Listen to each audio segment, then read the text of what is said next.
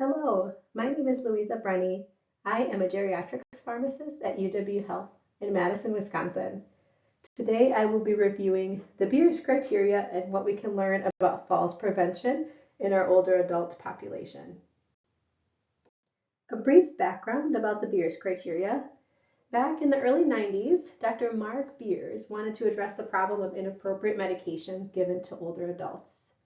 He developed the Beers criteria in 1991 with the purpose of identifying medications for which potential harm outweighed the expected benefit that should be avoided in nursing home residents.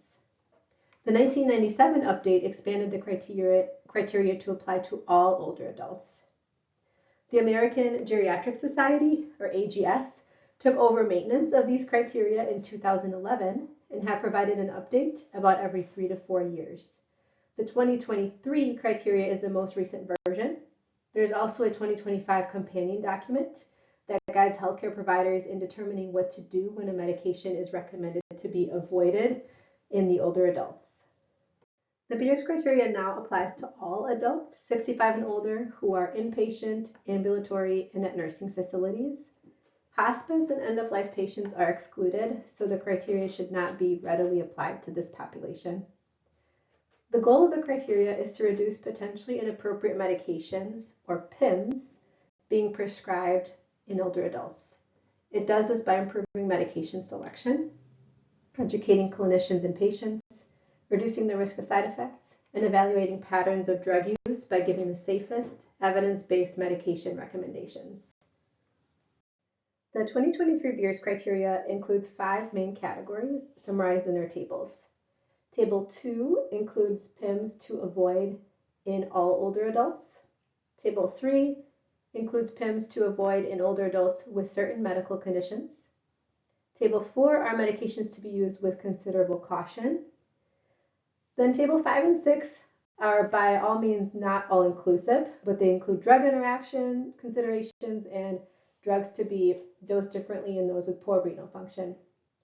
And Table 7 is a list of drugs with strong anticholinergic properties. Whenever I speak about the Beers criteria, I always like to take the opportunity to highlight that doing control find through the PDF is not a great strategy to figure out if a certain drug is in the Beers criteria. So you might miss certain warnings of medications that are listed by class only. For example, opioids, antiepileptics, diuretics, SSRIs, SNRIs, and others like this. If you, for example, do control find oxycodone, control find furosemide, you probably will miss that those are included in the list with some warnings or cautions. And similarly, some medications might be listed one by one under the medication class once, but then they might be mentioned later on under only the class. So you might miss certain warnings about the medication. For example, if you search lorazepam, you might see the first time benzodiazepines are mentioned, but not every time after that. And that applies to the categories of benzodiazepines, skeletal muscle relaxants, NSAIDs, antipsychotics, anticholinergics, and TCAs, to name a few. And to correctly use the Beers criteria, let's consider a few principles. First of all, the medications in the Beers criteria are potentially inappropriate, not definitely inappropriate. So it is important to read the rationale and recommendations for each criteria because the caveats and guidance is important. You should understand why medications are included in the Beers criteria and adjust your approach to those medications accordingly.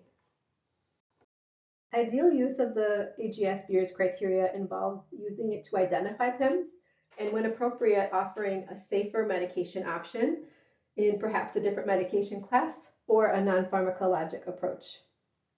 The Beers criteria should be used as a starting point for a comprehensive process of identifying and improving medication safety. And lastly, access to these medications that are included in the Beers list should not be excessively restricted by prior authorization or health plan coverage policies. The Beers criteria was last officially released in 2023, but in 2025, the AGS released a companion document with potentially safer alternatives. So the tables include the medical conditions, then relevant AGS-Beers criteria medications and associated recommendations of what to do when a medication should be avoided, alternatives to consider, and then resources for patients, caregivers, and clinicians.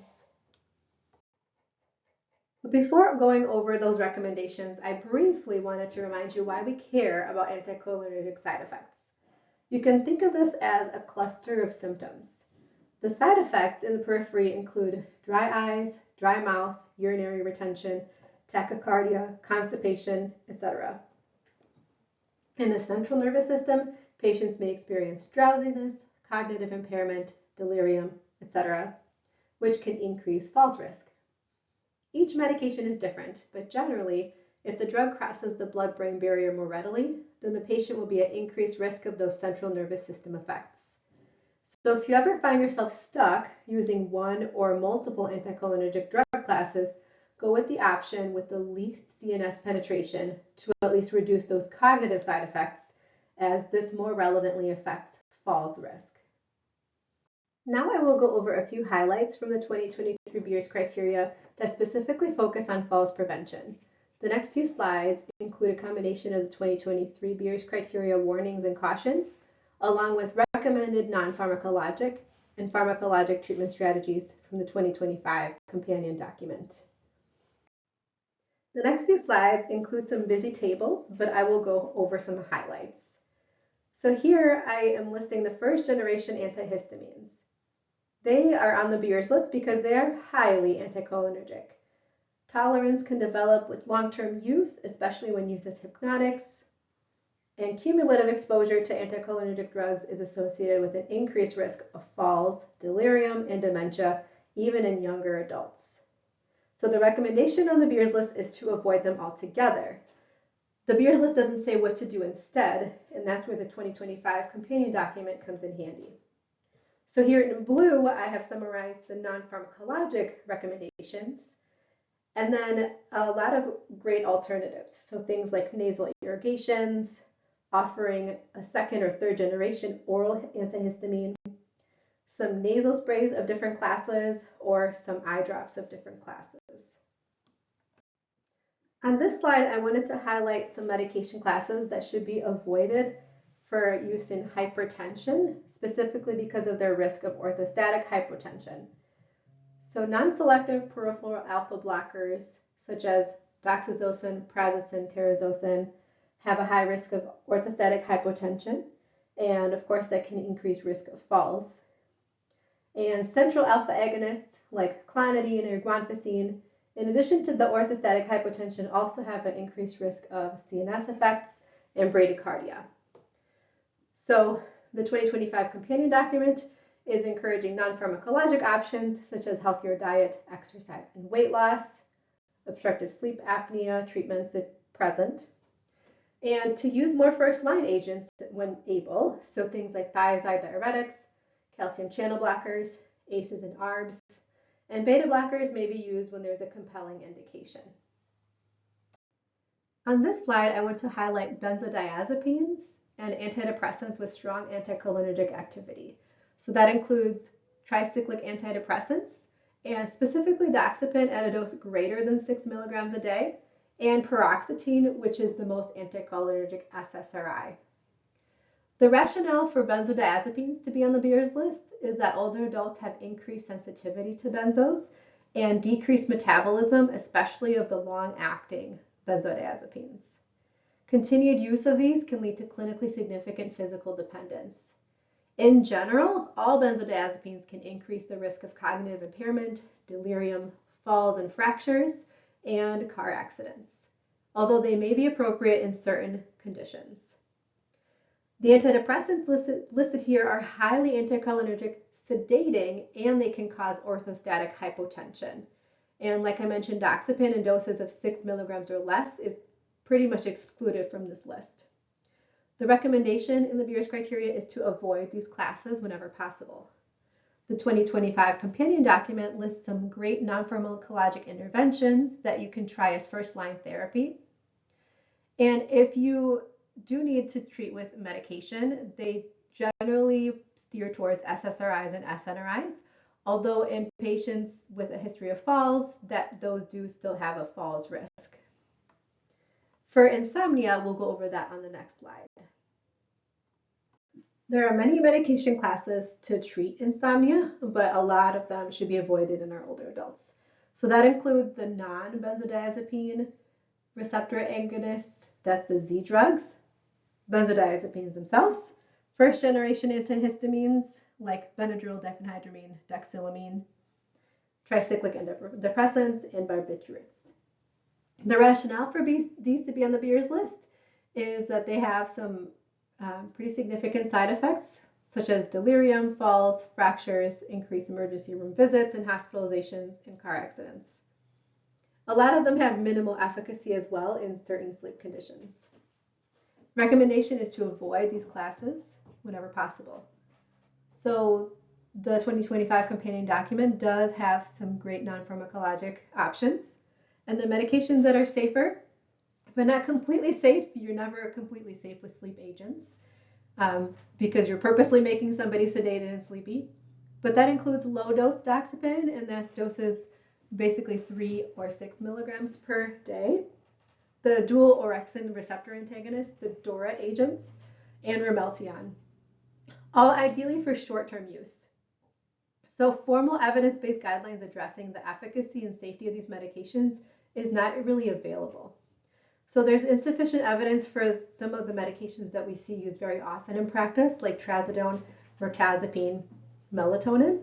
They are often prescribed just because of provider comfort level. So in general, guidelines don't recommend them, but they may still be used just from familiarity of the providers. Here I want to mention antipsychotics, both first and second generation. These are on the Beers list due to their increased risk of stroke and a greater rate of cognitive decline. There is a black box warning for mortality in patients with dementia, and there is evidence to suggest an association with an increased risk of antipsychotic medication and mortality independent of dementia diagnosis. In the Beers criteria, they recommend to generally avoid except for FDA-approved indications, such as a lot of mental health conditions. Alternative options are mainly non-pharmacologic if you can really help it.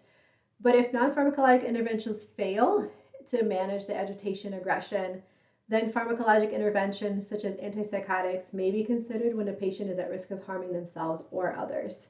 So this gets pretty complicated, and there are no great alternate drug classes to treat some of the conditions, such as behavior and psychological symptoms of dementia.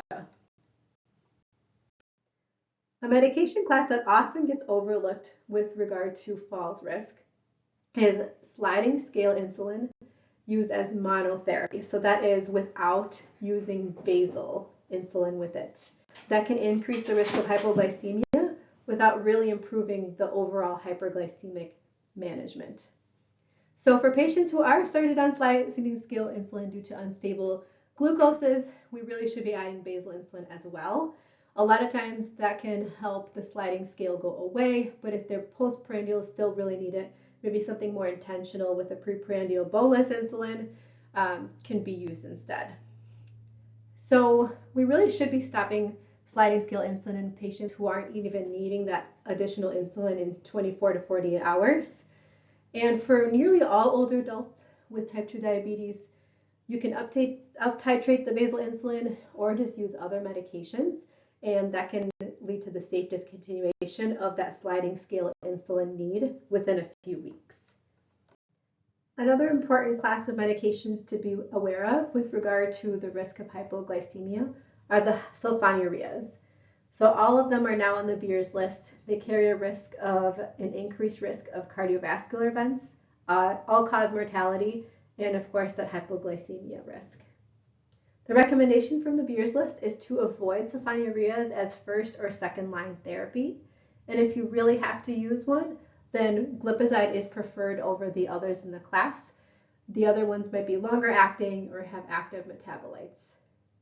As for the alternative options, you could go lots of different directions. It really will come down to the patient comorbid condition, treatment goals, and side effect profile of the medication. So metformin remains first line, but of course you can also use SGLT2 inhibitors, GLP-1 receptor antagonists, or DPP-4 inhibitors.